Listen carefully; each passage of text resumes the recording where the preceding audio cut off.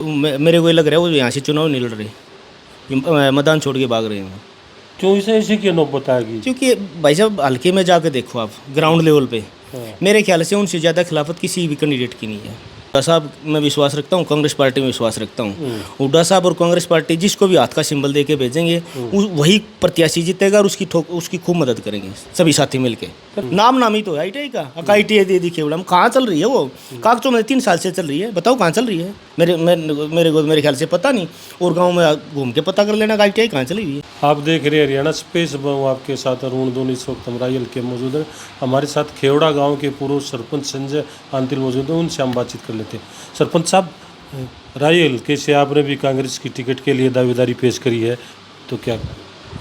देखिए, काफ़ी सारे साथियों ने आवेदन किए हैं और दावेदारी करने का सभी को राइट है, और मैं भी कांग्रेस के लिए काफ़ी, क्योंकि हम तो पुराने कांग्रेसी, हमारा परिवार कांग्रेसी रहा है। मेरे ख्याल से 1996 से तो मैं सक्रिय हूँ, तब से मैंने कांग्रेस की राजनीति की है। अच्छा सरपंच साहब, आप भी सरपंच रहे हो, आपके चाचा भी, आपके दादा भी सरपंच रहे हैं, तो फिर मौका मिल जाए पार्टी द्वारा तो फिर किस प्रकार के समीकरण रहेंगे, किस प्रकार के आपके एक पारिवारिक रसूख हल्के में रहे हैं?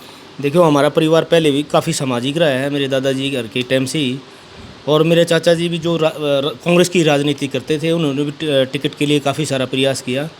तो अगर हमारे को कांग्रेस पार्टी मौका देती है, हुड्डा साहब मौका देते हैं, तो अच्छी तरीके से चुनाव लड़ेंगे, और जो सामने वाला प्रत्याशी बीजेपी का, उसको बहुत मार्जिन से उसको हराएंगे। बीजेपी का प्रत्याशी तो जो मोहनलाल बड़ौली है, उनको तो पार्टी ने बड़ी ताकत दे दी, प्रदेश अध्यक्ष बना दिया। इतने बड़े नेता को आप करेंगे बड़ी आसानी से हरा देंगे। भाई साहब, मेरे को ये लग रहा है वो यहाँ से चुनाव नहीं लड़ रहे, मैदान छोड़ के भाग रहे हैं। क्यों ऐसे क्यों नौबत आ गई? क्योंकि भाई साहब हल्के में जाके देखो आप ग्राउंड लेवल पे, मेरे ख्याल से उनसे ज़्यादा खिलाफत किसी भी कैंडिडेट की नहीं है। पर इतनी खिलाफती तो फिर वो लोकसभा चुनाव की बात करी जा, रायल के मतलब सारी कांग्रेस एक होगा चुनाव लड़ी थी, फिर भी जीत गए थे वो। देखो, पता क्या है, लोकसभा और विधानसभा में अलग अलग समीकरण, अलग अलग मुद्दे होते हैं, अलग अलग समीकरण होते हैं। तो लोकसभा चुनाव में भी उनके काफ़ी विरोध था, तो लोकसभा का और विधानसभा में दिन रात का अंतर होता है। लोकसभा में क्या, तो वो राष्ट्रीय मुद्दे देखते हैं कुछ लोगों की सोच होती है, और विधानसभा में कांग्रेस के लिए हुड्डा साहब की पिछली जो सरकार थी 10 साल का कार्यकाल था, उनको लोग याद करते हैं, और उन्हीं के उसमें आज कांग्रेस का मेरे ख्याल से तूफान बन चुका है। मेरे ख्याल से जिस साथी को भी टिकट मिलेगी वही साथी कांग्रेस का जीतेगा। आप टिकट की बात कर रहे हो, तो जब एक आवाज़ उठ रही है, वो जो पुराने चेहरे हैं जिन्होंने कई बार चुनाव लड़ लिया, उनको चेंज करना चाहिए कांग्रेस पार्टी ने, वो चाहे रायल का हो, दूसरे हल्के हों। देखो, मैं तो एक बात में विश्वास रखता हूँ, मैं हुड्डा साहब में विश्वास रखता हूँ, कांग्रेस पार्टी में विश्वास रखता हूँ। हुड्डा साहब और कांग्रेस पार्टी जिसको भी हाथ का सिंबल दे के भेजेंगे वही प्रत्याशी जीतेगा और उसकी खूब मदद करेंगे सभी साथी मिलके। पर रायल का तो बहुत बड़ी चुनौती बन रहा कांग्रेस के लिए, क्योंकि लोकसभा के ये अब भी हार हुई, विधानसभा चुनाव में हार हुई, उससे पहले लोकसभा चुनाव विधानसभा चुनाव तो कई बार ली कांग्रेस। भाई साहब क्या है, देखो, वो तो फिर चेहरे का तो बहुत ही तरह है ना।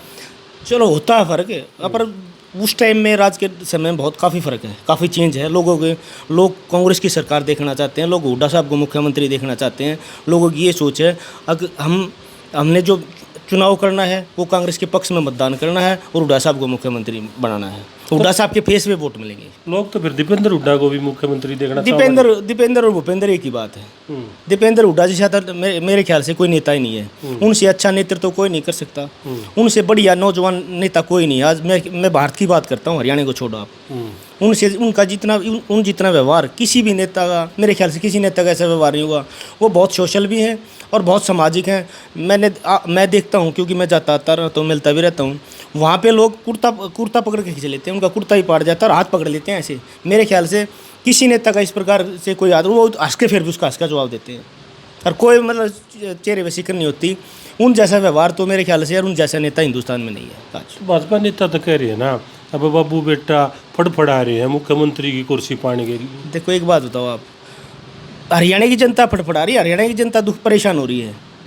बाबू बेटा को तो लोग पहले भी इसी तरह लगे रहते थे, आज भी इसी तरह लगे रहते हैं। एक बात बताओ, दीपेंद्र जी ने खुद मेहनत की है। दीपेंद्र जी ने जितनी मेहनत की है, शायद इतनी मेहनत कोई भी आदमी नहीं कर सकता। आप देखते हो हरियाणा मांगो हिसाब में मेरे ख्याल से रोज़ 10-15 किलोमीटर चलते होंगे। कितनी पसीना, कितना आप देखे हो, राई में प्रोग्राम था, इतनी गर्मी में मेरे ख्याल से जो पूरे पूरे टाइम वही चले, शायद दूसरा आदमी बदल बदल के चलते रहे, हम सब साथी, मेरे ख्याल से वो लगातार चलते रहे। तो फिर ये दीपेंद्र हरियाणा में जो युवा की बात करी जा, इतना लोकप्रिय क्यों हो रहा है? देखो लोकप्रिय उनका व्यवहार, उनका काम, उन्होंने अब देखा होगा आप ने लोकसभा में 3.5-4 लाख वोटों से जीते हैं दीपेंद्र जी। हरियाणा में, इंडिया में तीसरे चौथे नंबर पे उनका मार्जिन रहा है जीत का।